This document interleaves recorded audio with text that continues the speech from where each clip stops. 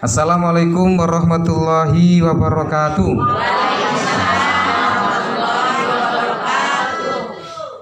Alhamdulillahil qail fi kitabil karim. A'udzubillahi minasyaitonir rajim.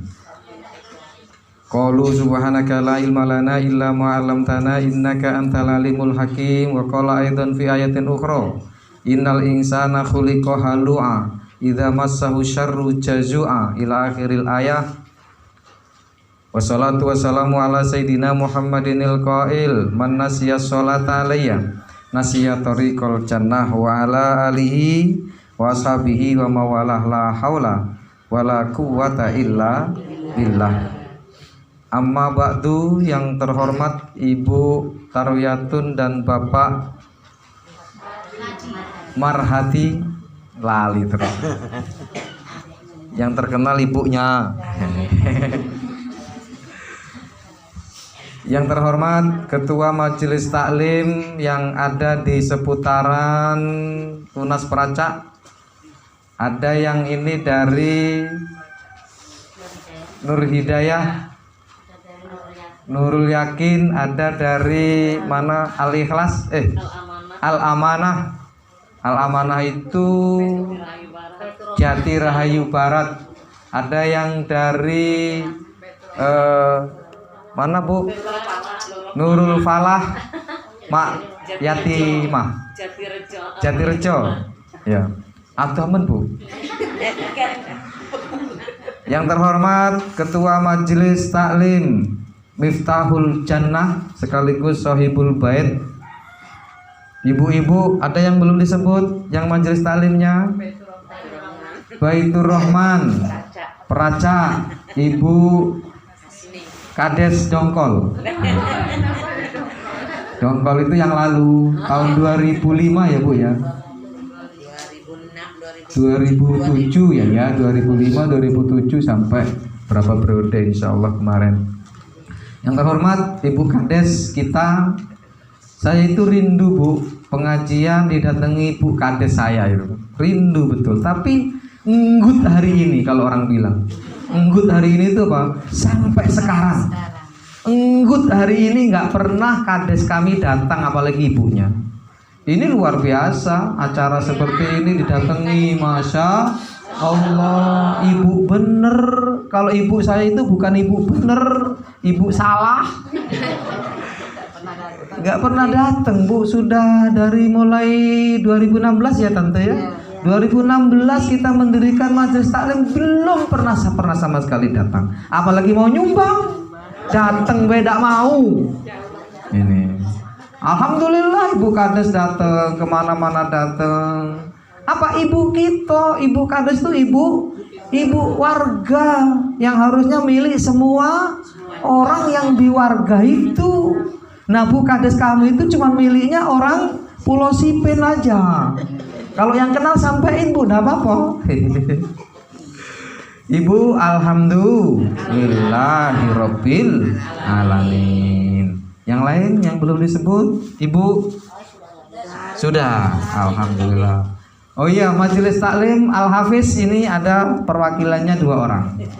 Al Hafiz, insya Allah kita semua diberkahi Allah, amin ya rabbal alamin.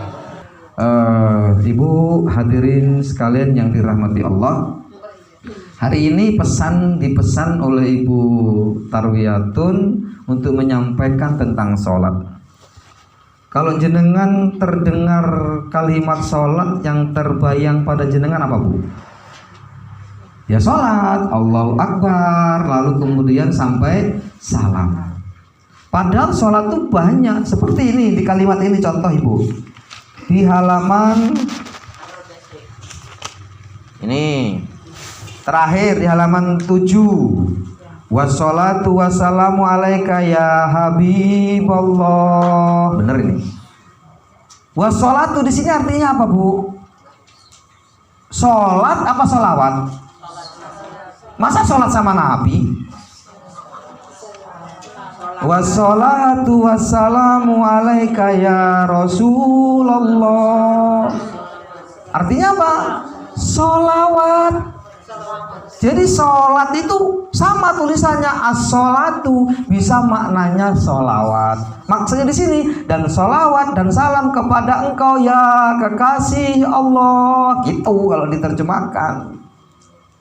Dan sholawat dan salam kepada engkau ya Rasulullah, hai utusan Allah. Nah, di sini menggambarkan bukan sholat yang dimulai dengan takbir dan ditutup dengan salam, tidak. Tapi as-sholatu di sini adalah sholawat. Jadi bolehlah Bu, kata sholat diartikan sholawat. Di Al-Quran juga begitu banyak, seperti khud min amwalihim sodakotan tutahhiruhum wa tuzakkihim biha wa sholli alaihim. Sholli anta, engkau sholat, tapi sholli di sini artinya doakan mereka. Jadi sholat itu bisa maknanya apa tadi Bu? Yang pertama maknanya sholawat, bisa maknanya doa. Tadi di Al-Quran wa sholli alaihim, maka doakan mereka yang sudah berzakat, karena doamu untuk orang yang sudah berzakat itu menjadi ketenangan bagi mereka. Bukan sholat tapi doa. Dan masih banyak makna sholat itu sendiri tergambar pada banyak ayat. Itu baru saya cuplik sedikit tentang bagaimana makna sholat. Tetapi pada intinya sholat itu ya dimulai dari takbir, ditutup dengan salam. Jadi mulainya takbir yang disebut takbiratul ihram, kemudian ditutup dengan salam. Itu semua menggambarkan rukunnya. Hafal Ibu rukun sholat? Sekedar merefresh, rukun sholat ada berapa Ibu? Bu, rukun sholat ada berapa? 13. Sebutkan. Sebutkan. Niat, berdiri, takbiratul ihram, baca Fatihah, ruku, i'tidal dulu, i'tidal, sujud, duduk di antara dua sujud, terus tawarruk. Tawarruk itu apa? Tahiyat akhir. Terus sholawat di dalamnya. At-tahiyat 11 sudah. Terus tumakninah. Terus tartib. 13 Ibu. Jadi di dalam sholat itu sendiri menggambarkan ada sholawat. Bahkan sholawat menjadi rukun. Di mana letaknya? Di tahiyat akhir. Kalau jenengan pas tahiyat awal nggak ikut tahiyat awal, atau mungkin nggak mengikuti tahiyat awal, atau nggak sempat tahiyat awal, boleh nggak tahiyat awal dipindah, ditinggal? Boleh nggak Bu tahiyat awal ditinggal? Boleh. Karena tahiyat awal itu bukan rukun. Misal jenengan sholat duhur, karena inget terus sama jemuran, ini belum musim hujan. Kalau musim hujan akan ketemu pusing kita. Jemuran begitu Allahu Akbar, inget jemuran, inget suami belum pulang, belum masak sore misal nih, sampai lali Bu. Begitu mau tahiyat akhir berdiri, sampai berdiri. Begitu sudah berdiri ingat belum tahiyat awal, sampean balik apa tetap berdiri? Tetap berdiri. Kenapa? Karena tahiyat awal bukan rukun sholat. Tapi kalau berdirinya jenengan masih belum sempurna, misal dari sujud, kan harusnya tahiyat awal. Begitu mau sudah sujud, mau tahiyat awal kok berdiri begini, masih begini, ingat belum tahiyat awal, boleh kita kembali. Tapi kalau sudah sempurna berdiri, begitu mau baca Al-Fatihah, bismillah, loh belum tahiyat awal, nggak boleh, justru batal kalau jenengan balik. Oh itu loh Bu. Maksudnya? Oh kalau batal iya, makanya nggak usah balik lagi. Yang ngulang dari awal kalau batal, namanya batal. Makanya kalau sudah berdiri sempurna, jangan ngulang lagi, biarlah yang ngulang ini yang batal. Kalau yang nggak ngulang ya enggak. Lanjut. Ini rakaat keberapa berarti? Rakaat berapa? Rakaat ketiga. Itu. Nah, nanti sebelum salam disunahkan ditambal dengan sujud syahwi. Kenapa? Karena tahiyat awal itu termasuk sunnah ab'ad. Di dalam sholat itu ada sunnah ab'ad, ada sunnah hayat. Sunnah ab'ad itu bila ketinggalan ditambal dengan sujud syahwi. Kalau sunnah hayat itu kalau ketinggalan nggak usah ditambal dengan sujud syahwi. Apa sunnah hayat? Contohnya bacaan setelah Fatihah surat itu sunnah hayat, ketinggalan nggak usah ditambal dengan sujud syahwi. Jenengan ruku, bacaan ruku ini juga sunnah hayat, ketinggalan bacaan atau jenengan nggak baca apa-apa nggak usah diulang. Tadi saya belum baca apa, nggak usah, biarin. Itu sunnah hayat pun nggak usah ditambal dengan sujud sahwi. Yang rukunnya apa? Rukunya itu yang rukun. Jenengan ruku itu maksudnya apa? Gerakan rukunya itu yang rukun, bacaannya tidak rukun. Yang rukun apa bacaannya? Al-Fatihah. Apalagi sholawat, at-tahiyatul itu rukun itu. Sekarang misal ibu punya tetangga ini nggak bisa baca Quran, nggak bisa baca Quran, Al-Fatihah ya ora hafal. Wajib nggak dia sholat? Wajib. Baca apa wong Fatihah itu rukun? Ayo. Nggak iso maca apa guru iso maca semilah. Alhamdulillah saja. Misalnya ada orang yang seperti itu, tapi kayaknya kan hari ini sulit menemukan orang seperti itu kan. Al-Fatihah pasti sudah bisa. Tapi jika ada, bagaimana solusinya? Apa dia nggak sholat? Orang yang nggak bisa baca Fatihah, dia baca surat yang lain yang sepanjang dengan Fatihah. Ayo, nggak boleh nggak sholat maksudnya. Misal dia nggak bisa juga bacaan surat lain yang sepanjang Fatihah, apa dia juga nggak sholat? Sholat, baca apa? Halo, baca apa bu? Baca apa yang dia baca sepanjang Fatihah. Mana bu? Sampai dia nggak bisa nyebut sama sekali, menyebut Allah aja nggak bisa, tetap dia kewajiban sholat. Bagaimana? Menang. Wis entek-entekan kuwi. Ya cukit-cukit aja. Iya. Tapi kan masa sih Allah nyebut Allah aja nggak bisa, nyebut Subhanallah masa nggak bisa gitu kan? Kok dia cuma bisa nyebut Subhanallah, dia tetap sholat. Allahu Akbar, Subhanallah, Subhanallah, Subhanallah, Subhanallah. Itu toh sepanjang Fatihah, sepanjang ayat, sekira berapa ayat? Kemudian dia ruku, Subhanallah. Cuman Subhanallah toh tetap berkewajiban bagi dia untuk sholat.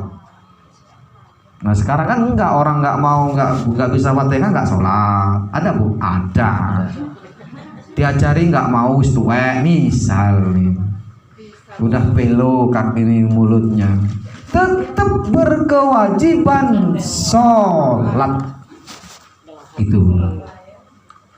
Nah kita ngaji, pernah nggak bu dengar sholat daim? Pernah nggak dengar? Belum pernah dengar ya.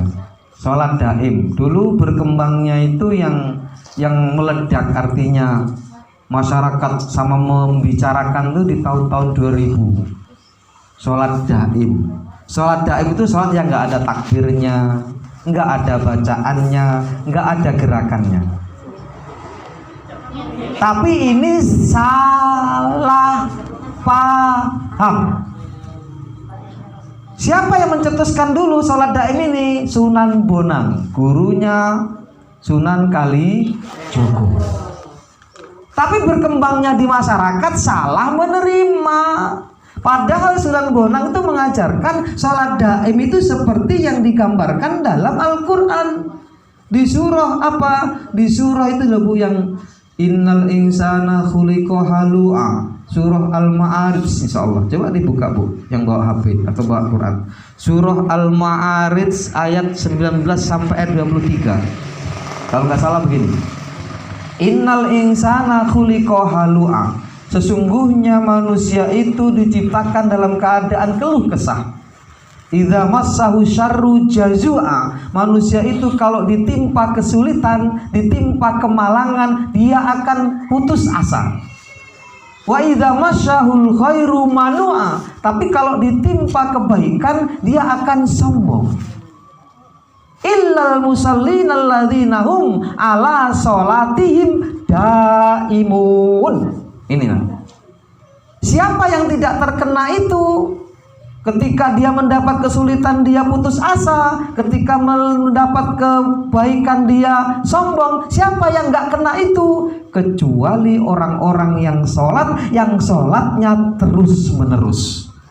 Nah, sholat daim ini Ibu biasa diartikan oleh orang yang salah nggak perlu sholat. Nanti kalau Ibu didatangi orang, nggak usah sholat daim aja, jangan diikuti. Itu aliran Sunan Bonang yang sesat. Banyak apa enggak? Banyak. Eling, yang penting eling. Tahu eling? Apa? Ingat. Sama Allah cuman, ya yang penting ingat, cukup. Ingat sudah. Sholatnya madhep ngetan. Ingsun dadi Gusti kang asih paksa angliputi kaul ingsun tunggal dadi sak kahanan sampurna saka kodrat ingsun. Wah, wong Jawa iki ngerti. Iya. Itu sholat hakikat yang disebut sholat daim yang salah. Yang salah saya ikuti itu jangan diikuti, itu yang salah. Pernah dengar memang Ustaz? Oh iya. Tahun-tahun 2000 Bu berkembang itu. Terus hilang, suaranya terus hilang. Mereka salah, padahal Ibu di dalam tafsir Ibnu Katsir yang namanya sholat daim tadi, wa ala sholatihim daimun. Saya ulangi lagi Ibu ya. Innal insana khuliqa halu'a. Sesungguhnya manusia itu diciptakan dalam keadaan keluh kesah. Benar nggak Bu? Benar. Udan yo ngeluh, panas yo ngeluh. Iya Bu? Iya. Udan kok udan terus, bingung nggak malaikat? Bingung. Panas kok panas terus. Ini coba sekarang dikasih panas, mabuk wong, ngumpul nih layangan kabel begini. Batin kok pola bengi kok rame ngumpul nih layangan. Masya Allah. Jadi hujan salah, kemarau salah. Tapi hari ini sebenarnya Allah ingin menyadarkan kita bahwa air itu penting. Ketika air tidak turun, baru pentingnya air kelihatan. Sesuatu itu baru butuh kita kalau tidak ada. Betul? Ibu kita pas ada biasa-biasa aja, jarang kita datang. Begitu ibu mati, nah baru mikir, waduh, ibu udah mati, nggak bisa lagi berkunjung. Jadi pentingnya, gunanya sesuatu itu baru terasa dia berguna dan bermanfaat kalau sudah hilang dari kita. Nah seperti itu Ibu.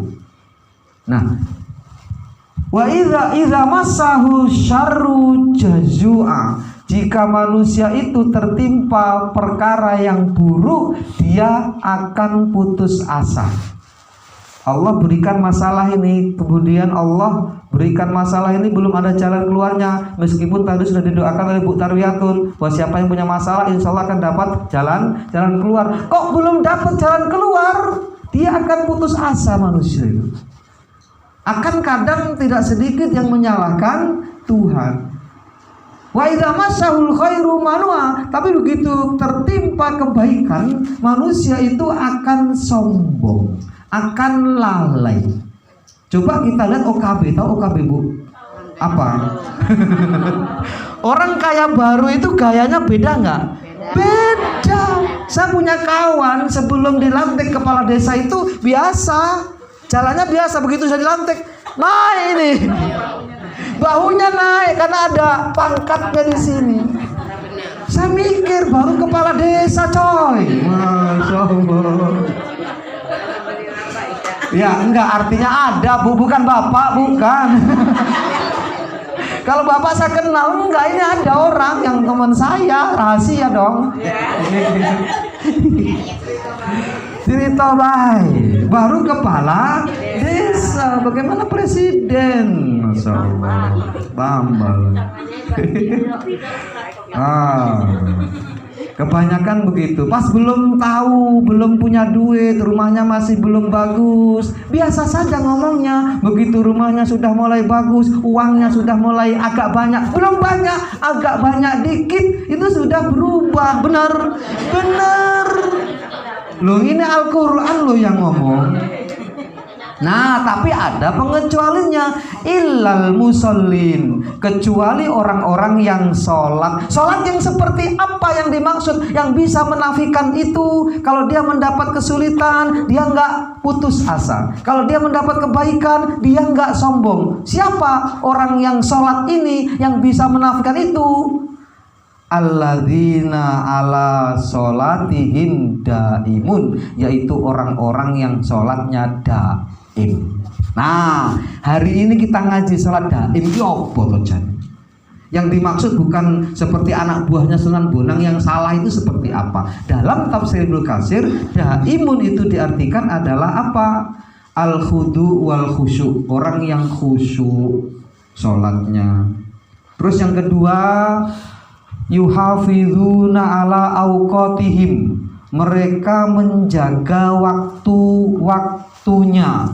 Ini menjaga waktu sholat.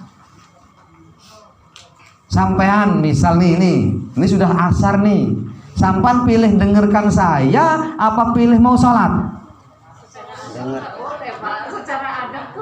Bukan secara adab, jenengan sekarang ini udah masuk asar nih. Jenengan itu kalau disebut sholat daim itu apa harus menjaga waktu? Sekarang jenengan keluar langsung kemudian sholat? Dengarkan dulu. Kalau saya ngomong sampai jam 6, bubar. Loh, ini saya tanya Bu, kalau saya ngomong sampai jam 6 gimana Bu?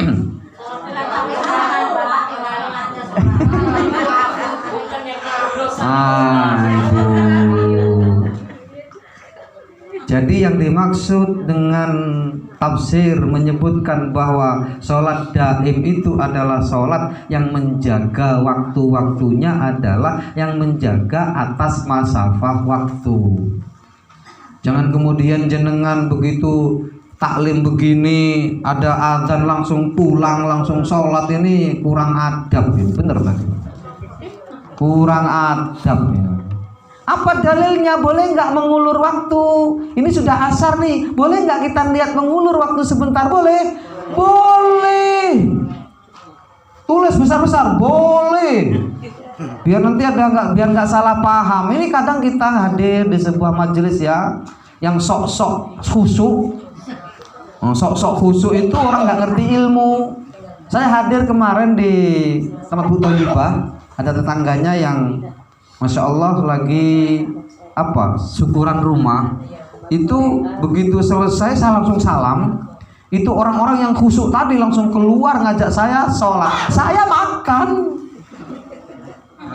makan dulu, jangan sholat dulu.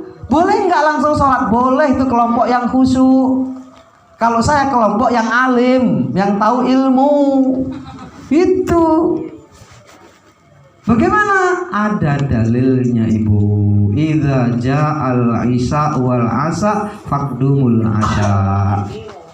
Jika datang waktu isya dan makan malam, maka dahulukan makan malam.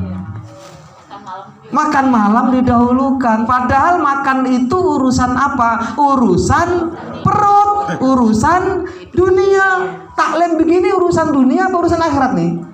Urusan akhirat, urusan iman. Maka boleh Bu mengulur waktu sebentar. Niat kita mengulur waktu sebentar, tapi dalam masafah waktu.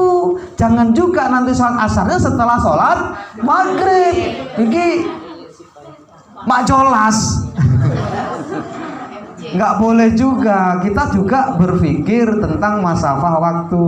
Di dalam kitab Fathul Qorib Ibu, waktu sholat itu terbagi menjadi 5. Waktu afdol fi awali waktiha, terus waktul ikhtiar, waktul jawas, waktul makruh, waktul haram. Jadi asar ini ada apa tadi? Yang pertama, afdolul waktu, di awal waktu.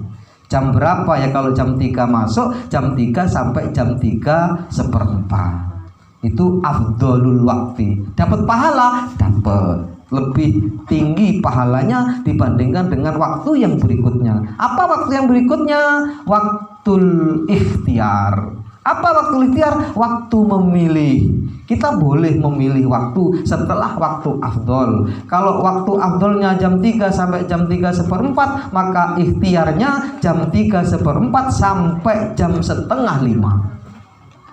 Nah, panjang nggak? Panjang. Masih dapat pahala yang kedua. Nah, waktu yang ketiga apa? Waktul jawas. Waktul jawas itu adalah waktu yang boleh 5:30 sampai jam 6 kurang 5 menit. Kalau maghribnya jam 6. Lalu kemudian waktul haram. Waktul haram itu tenggelamnya matahari jam 6, jenengan sholat jam 6 kurang 10 menit atau kurang 5 menit, itu sudah waktu yang makruh. Makruh dulu. Baru kemudian waktu yang haram itu matahari sudah di cakrawala bumi. Misal ini matahari, ini bumi sudah menyentuh cakrawalanya begini, maka haram hukumnya sholat wajib. Tapi kalau gimana kalau jenengan pas waktu matahari itu sudah di cakrawala bumi, kemudian jenengan masuk masjid, boleh nggak sholat tahiyatul masjid? Boleh. Yang diharamkan itu yang sholat wajib. Itu loh Bu. Ketika jenengan masuk masjid kok pas matahari mau tenggelam, ya sholat, nggak apa-apa. Tapi sholat tahiyatul masjid, ada sebabnya sholat. Itu. Makanya tafsir ini menggambarkan sholat yang disebut sholat daim itu adalah sholat yang terus menerus sesuai dengan waktunya. Padahal di dalam kaidah fikih boleh sholat qadha. Misal jenengan pas jadi penganten, ini yang sulit ini. Pas jadi penganten dirias, dipajang dari pagi sampai malam. Kapan sholatnya? Lewat. Boleh. Karena itu yang betul-betul acara yang urgent, nggak bisa ditinggal misal tuh. Boleh, tapi niatnya apa? Niatnya diqadha. Saat zuhur tiba, dia nggak bisa berkeming dari situ. Niat di dalam hati, saya mau mengqadha sholat zuhur setelah asar. Boleh, mudah Islam ini. Yang nggak mudah itu yang nggak mau sholat. Kalau sudah asar belum bisa? Kalau asar juga belum bisa, setelah maghrib. Setelah maghrib juga masih belum bisa dipajang. Misal dipajang terus sampai nggak boleh turun misal. Tapi kan mustahil toh. Ya izin dulu lah mandi, masa nggak mandi? Setelah isya didobel Bu, jangan nggak sholat. Maksudnya gitu. Apa zuhur, asar, maghrib, isya, nggak apa-apa. Yang penting jangan pernah tidak sholat. Tandur, gue sebentar lagi kalau sudah hujan tandur gini. Akeh wong ora sholat, diundur-undur jere Pak E. Ya piye sholat kok berangkatnya jam 4 isu. Enak apa orang gini?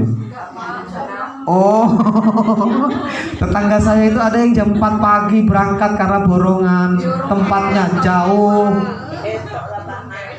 Yo, enggak, nanti sampai tempat sudah mulai jam 5:30, mau perjalanannya jauh. Ya, tapi kan belum sempat sholat. Mau ngurung masuk sholat. Melewati masjid, Pak. Ya kalau melewati masjid, kalau enggak lewat aja.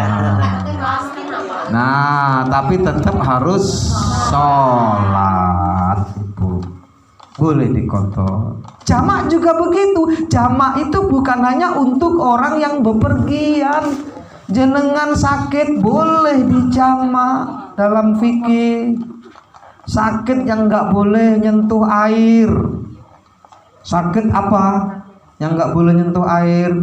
Misal sakit kakinya ini kena tembak misalnya, atau kenapa yang tidak boleh kena air, nggak usah kepakai air, tayamum, tapi tetap sholat. Bagaimana caranya? Kalau jenengan benar-benar sakit yang sudah ada udzur seperti itu, maka jenengan sholatnya diakhir-akhirkan saja, diakhirkan di maghrib. Jadi 5:30 jenengan sholat, jenengan mandi, mungkin kan mandi dulu, bersih-bersih dulu, atau kalau pun nggak mandi, dilap-lap pakai air hangat karena keadaannya memang sakit, demam dan lain sebagainya. Maka jenengan lap-lap, kemudian jenengan wudhu. Setelah itu sholat asar 4 rakaat, sholat duhur 4 rakaat, dijamak namanya. Jamak namanya. Jamak takhir, benar.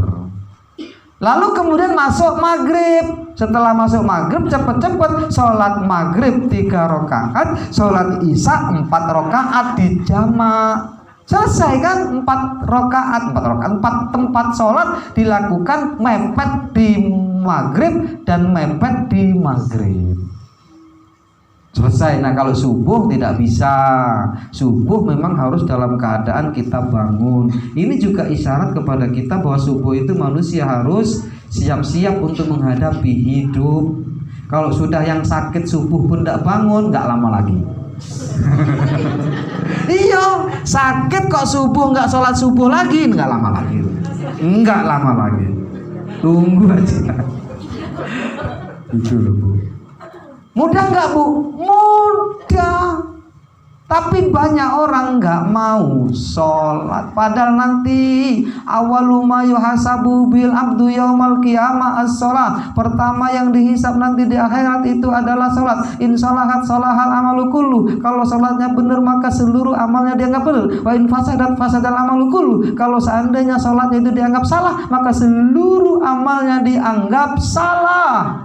Jenengan bangun masjid, jenengan tahajud sampai kakinya itu bengkak tapi nggak sholat wajib, nggak ada gunanya.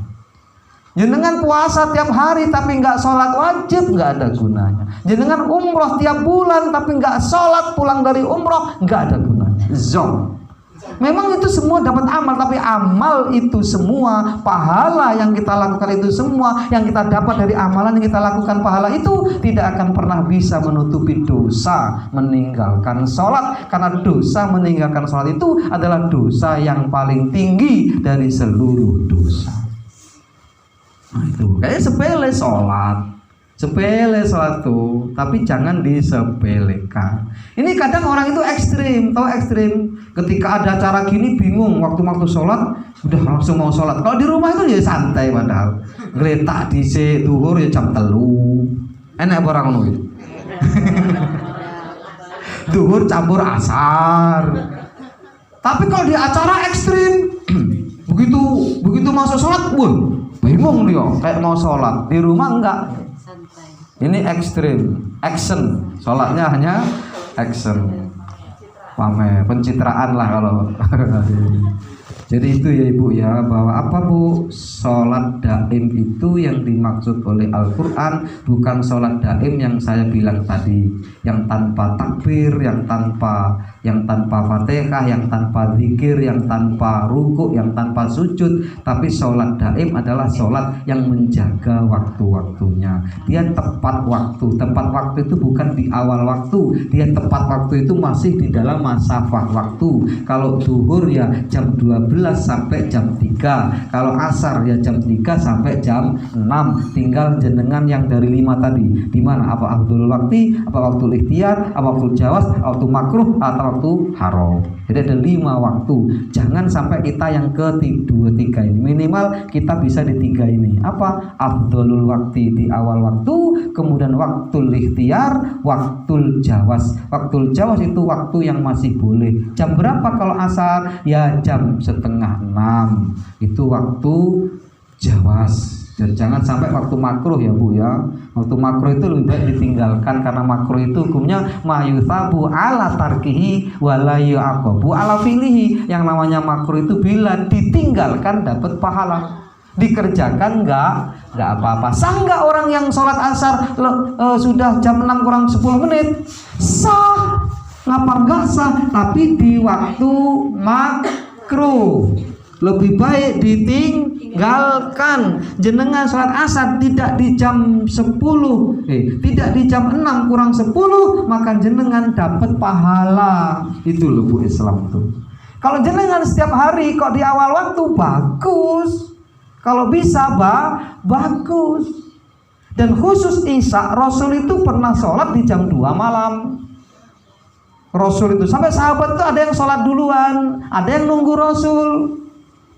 Lalu kemudian berbondong-bondong masyarakat ketika itu, umat ketika itu berangkatnya jam 2 malam ke masjid. Rasul ngomong, laula anasukka ala ummati la amartum bisolah indahada. Kalau seandainya tidak aku anggap sulit kalian untuk melakukan sholat Isya itu, maka kalian akan aku suruh sholat Isya di jam ini. Akhirnya karena sulit, maka kemudian ditetapkan sholat Isya tetap di awal waktu. Jenengan pilih jam 2 malam boleh. Dengan niat apa? Dengan niat sekaligus mau sholat tahajud. Boleh Bu, pilihan itu. Untuk sholat Isya boleh jenengan agak akhirkan.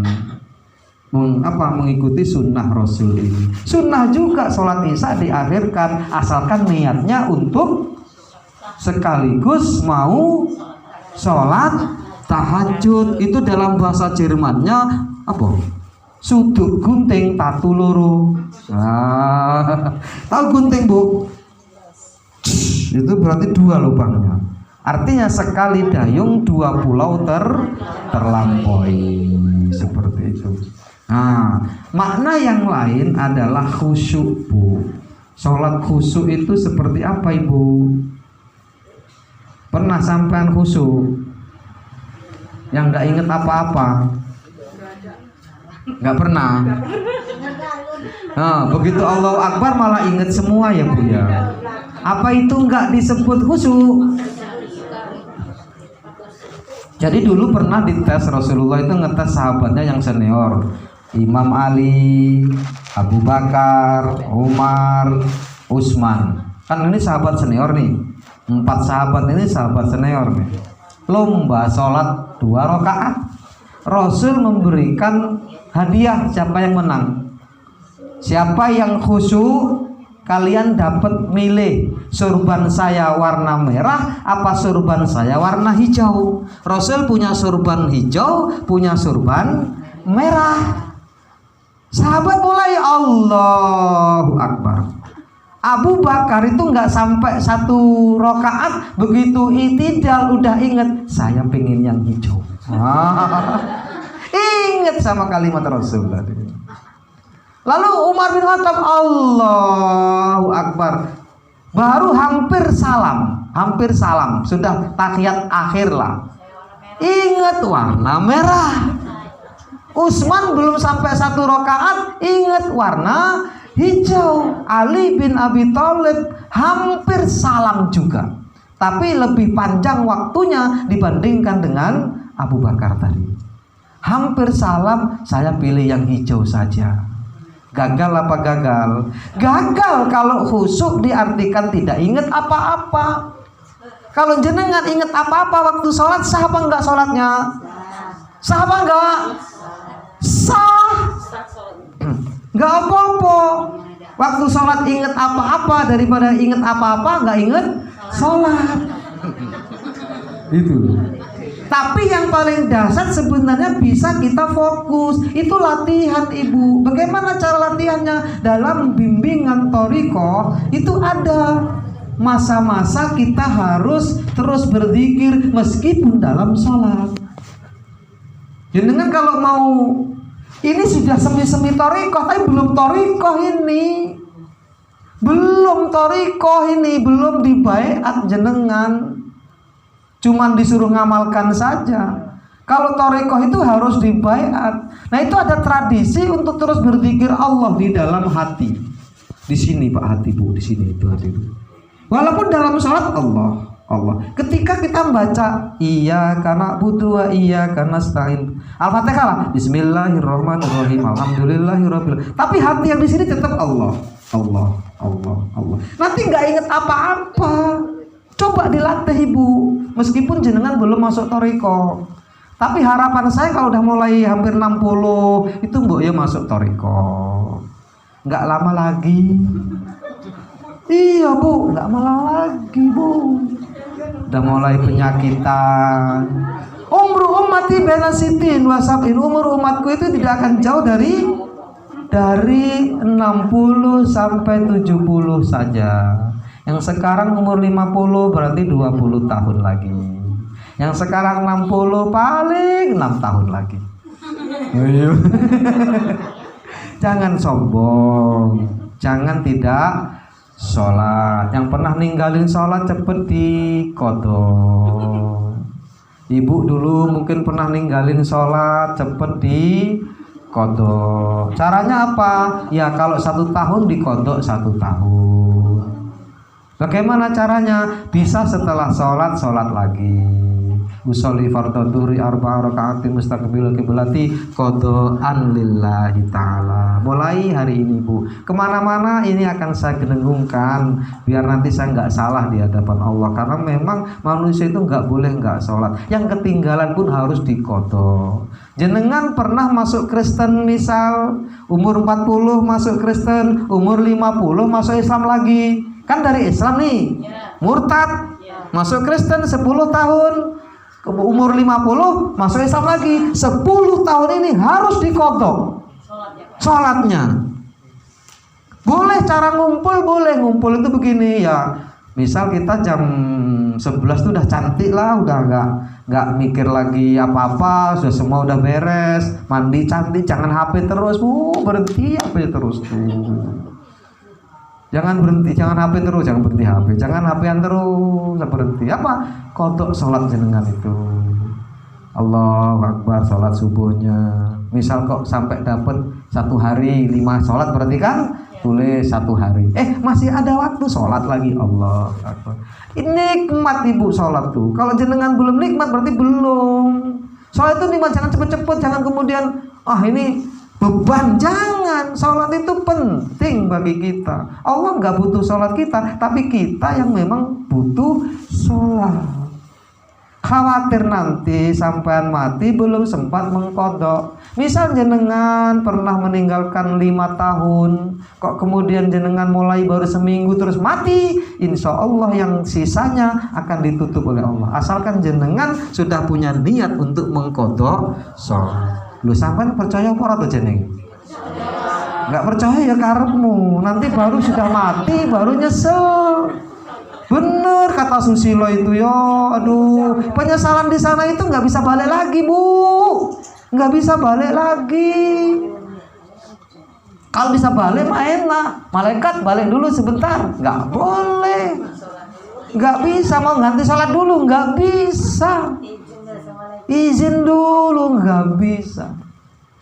Nah itu Bu. Jadi bagaimana caranya? Boleh dengan cara setelah sholat lagi. Itu lebih enak. Setelah sholat lagi selama 5 tahun. Kalau emang yang pernah kita tinggalkan 5 tahun. Misal kok saya itu sering sholat subuh yang nggak sholat. Ya sholat subuh itu aja yang diqodho selama 5 tahun misal jangan punya kerjaan di mana dulu, di mana yang tidak sholatnya itu sholat duhur, ya sholat duhur aja yang diqodho selama 5 tahun. Kok emang 5 tahun kok belum selesai, nanti ketika kita mati belum selesai, dianggap selesai oleh Allah. Bahkan terakhir saya sampaikan 2 menit Bu, apa terus? Cukup ya? Cukup. Nah, terakhir doa nanti Ibu, di neraka itu yang paling banyak penghuninya perempuan. Uritun nar, aku diperlihatkan neraka kata Rasulullah. Faraitu aktsar alihan nisa, dan aku melihat banyak penghuninya adalah wanita. Padahal kita tahu wanita itu kan yang paling susah ya Bu ya. Pengajian yo wanita, wong lanang lho jarang pengajian. Dikon pengajian yo angel, wong lanang. Wong wedok kabeh pengajian, tapi ngapa kok masuk neraka lebih banyak? Salah satunya Ibu dicuplik mudah meninggalkan sholat, apalagi saat haid. Hati-hati Ibu, haid itu perlu dijaga, jangan sampai kita mengulur-ulur waktu, pura-pura belum sembuh, pura-pura belum suci. Bapaknya nanya, udah suci mak? Belum. Hati-hati. Bagaimana sih melihat sucinya? Biasanya jenengan berapa hari? Kalau 7 hari, ya siapkan pas hari yang ke-7 itu udah mulai dilihat-lihat. Kok misal jam 3 sore jenengan lihat masih kotor, masih ada merah-merahnya, bukan merah, masih ada coklat-coklatnya, ganti celana, pakai celana baru. Kok nanti setelah sebelum maghrib kok kita lihat sudah bersih, itu namanya sudah bersih. Jenengan cepet mandi. Kalau sucinya di jam yang asar, maka jenengan sholat asar dan sholat duhur. Kenapa? Karena sholat duhur bisa ditarik ke asar. Ini pasti belum ada yang melakukan.